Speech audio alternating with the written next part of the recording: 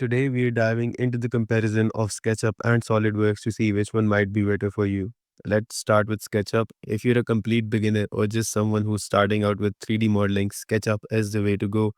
It is simple to use and perfect for basic 3D shapes and designs. It is a great choice if you're looking for something straightforward, especially with its free pricing option.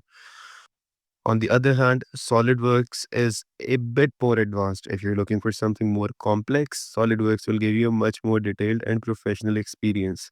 It's designed for engineers and more intricate work, but it is not as beginner friendly as SketchUp.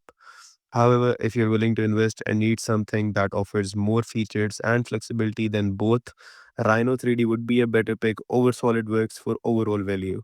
To sum it up, if you're new to 3D modeling and need something free and easy, go for SketchUp. If you need something more advanced and you're ready for a higher learning curve, SolidWorks is your choice. But for the best value, maybe consider Rhino 3D.